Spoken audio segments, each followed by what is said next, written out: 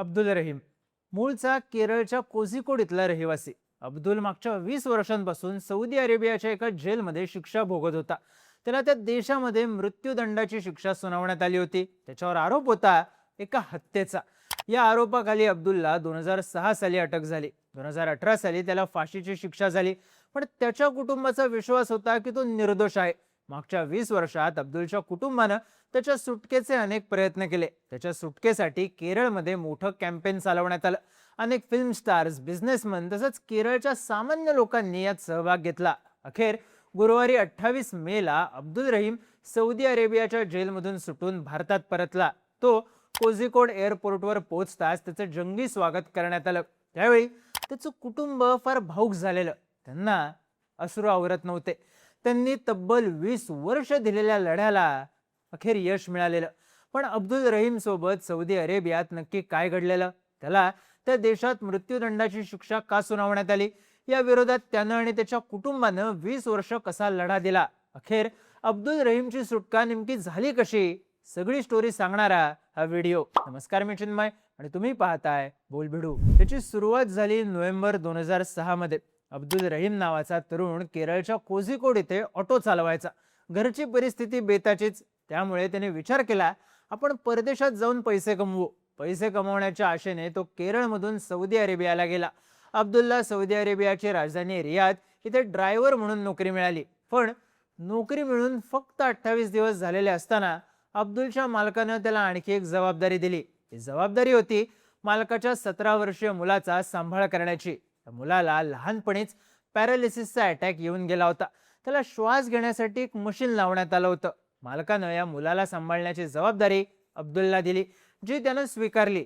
पण पुढे जाऊन अब्दुलचा हाच निर्णय त्याचं आणि त्याच्या कुटुंबाचं सगळं आयुष्यच बदलणारा ठरला. एक दिवस अब्दुल या मुलाला घेऊन कारने रियादच्या मार्केटमध्ये जात होता.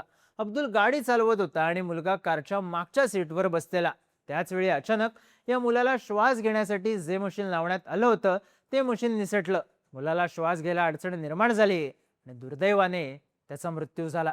त्यावेळी कारमध्ये मुलासोबत फक्त एकटा अब्दुल उपस्थित होता. त्यामुळे साहजिकच आरोप अब्दुलवर झाला. अब्दुलचं म्हणणं होतं की हे सगळं चुकीने झालंय, माझा यामध्ये काहीही रोल नाही.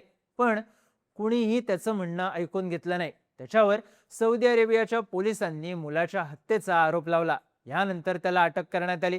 सुरुवातीला अब्दुलच्या कुटुंबाला या घटनेबद्दल काहीही सांगण्यात आलं नव्हतं. अब्दुलच्या लहान भावानं सांगितलं की अटकेच्या तब्बल 6 महिन्यांनंतर त्यांना याबाबत माहिती देण्यात आली.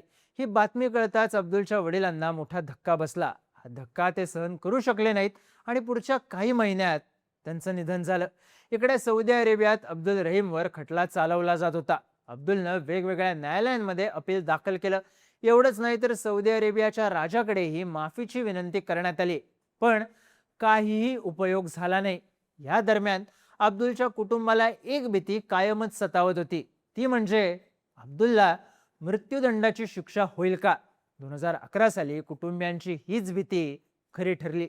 सौदी अरेबियाच्या न्यायालयात 5 वर्ष खटला चालल्यानंतर अब्दुल रहीमला हत्येच्या आरोपाखाली मृत्यूदंडाची शिक्षा सुनावण्यात आली. तेव्हापासूनच अब्दुलच्या कुटुंबियांनी त्याला सोडवण्यासाठी मोठी न्यायालयीन लढाई सुरू केली.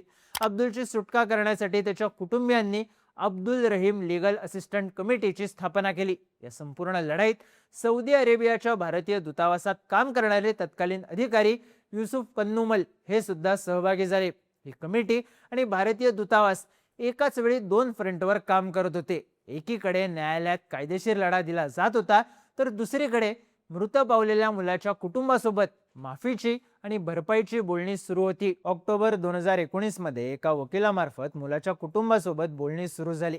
ही बोलणी जवळपास 4 वर्ष चालली. अखेर ऑक्टोबर 2023 मध्ये 2 पक्षांमध्ये एकमत झालं. मृत मुलाच्या कुटुंबियांनी ब्लड मनी स्वीकारण्यास होकार दिला. रक्कम ठरली 15 मिलियन सौदी रियाल. त्यावेळी भारतीय रुपयात ही किंमत होती जवळपास 34 कोटी रुपये. आता ब्लड मनी म्हणजे नक्की काय? तर ब्लड मनी म्हणजे एखादा गुन्हेगार किंवा त्याच्या कुटुंबियांकडून पीडित व्यक्तीला किंवा तिच्या नातेवाईकांना दिली जाणारी आर्थिक भरपाई. मृत मुलाच्या कुटुंबियांनी आर्थिक भरपाई स्वीकारण्यास होकार दिला. त्या बदल्यात अब्दुल रहीमची मृत्यूदंडाची शिक्षा माफ झाली असती. पण अब्दुलच्या कुटुंबियांपुढे सर्वात मोठा प्रश्न होता एवढी मोठी रक्कम आणायची कुठून? इथेच एंट्री झाली केरळमधल्या सामान्य लोकांची. अब्दुलची सुटका करण्यासाठी ज्या अब्दुल रहीम लीगल असिस्टंट कमिटीची स्थापना करण्यात आली होती, त्या कमिटीची एक चॅरिटेबल ट्रस्ट म्हणून नोंद करण्यात आली. त्यानंतर 1 मार्च 2024ला एक क्राऊड फंडिंग ॲप लॉन्च करण्यात आलं. हळूहळू याला सामान्य लोकांकडून प्रतिसाद मिळायला लागला. सुरुवातीच्या काही आठवड्यात 2 ते 3 कोटी रुपयांची रक्कम जमा झाली. पण त्यानंतर परिस्थिती अचानक बदलली. काही आठवड्यांनी अब्दुल रहीमची स्टोरी केरळमध्ये प्रचंड व्हायरल झाली. लोकल न्यूज चॅनल्स ही बातमी कव्हर करायला लागले. सोशल मीडियावर ही स्टोरी वाऱ्यासारखी पसरली. बघता बघता स्टोरी केरळसह जगभरात गेली. यानंतर अनेक मंदिरांनी आणि ख्रिश्चन चर्चेसनी लोकांना मदतीचं अपील केलं. लोक अब्दुल रहीमचा धर्म न पाहता त्याला मदत करायला लागले. रिपोर्ट्सनुसार केरळचे मोठे बिझनेसमॅन बॉबी चिमन्नूर यांनी तब्बल 1 कोटी रुपयांची मदत केली. केरळच्या अनेक राजकीय नेत्यांनी मदत केली. एवढंच नाही तर मल्याळम फिल्म इंडस्ट्रीशी जोडलेल्या लोकांनी या फंडसाठी दान दिलं. अशातच तो दिवस आला ज्याची कल्पना कोणीही केली नव्हती. अब्दुल रहीमला वाचवण्यासाठी आवश्यक असलेली 34 कोटी रुपयांची रक्कम क्राऊड फंडिंगद्वारे गोळा झाली. आश्चर्याची गोष्ट म्हणजे लोक एवढ्यावरच थांबले नाहीत. 34 कोटी रुपये गोळा झाल्यानंतरही लोक दान करतच राहिले. शेवटी एकूण 47 कोटी रुपये गोळा झाले. अब्दुलच्या कुटुंबियांनी त्यापैकी 34 कोटींची रक्कम भारताच्या परराष्ट्र मंत्रालयाकडे सोपवली. मंत्रालयानं ही रक्कम सौदी अरेबियातल्या भारतीय दूतावासाकडे पाठवली. दूतावासानं ही रक्कम रियादच्या गव्हर्नर ऑफिसरला दिली. गव्हर्नर ऑफिसने ती न्यायालयात जमा केली. हे सगळं झाल्यानंतर 2 जून 2025ला मोठा निर्णय आला. सौदी अरेबियाच्या न्यायालयानं अब्दुल रहीमची मृत्यूदंडाची शिक्षा माफ करून तिचं रूपांतर जन्मठेपेत केलं. अखेर 20 मे 2026ला अब्दुल रहीमची जन्मठेपेची शिक्षा पूर्ण झाली, ज्यानंतर त्याची सौदी अरेबियाच्या जेलमधून सुटका झाली. 28 मेला अब्दुल सौदी अरेबियातून केरळमध्ये परत आला. तिथे त्याचं जंगी स्वागत करण्यात आलं. त्याच्या स्वागतासाठी बिझनेसमॅन बॉबी चिमन्नूर स्वतः एअरपोर्टवर आले होते. त्यावेळी अनेक लोक आणि पत्रकारही उपस्थित होते. अब्दुलनं त्यांच्याशी संवाद साधला. तो म्हणाला, ज्यांनी ज्यांनी मला सोडवण्यासाठी मदत केली त्या सगळ्यांचे मी आभार मानतो. त्यानंतर तो आपल्या घरी रवाना झाला, जिथे त्याची आई 20 वर्षांपासून त्याच्या परत येण्याची वाट पाहत होती. अब्दुल रहीमच्या कुटुंबियांनी तब्बल 20 वर्ष दिलेला लढा अखेर यशस्वी ठरला. अब्दुलच्या भावानं सांगितलं, त्यांच्याकडे अब्दुलला सोडवण्यासाठी जमा झालेली जास्तीची रक्कम अजूनही शिल्लक आहे.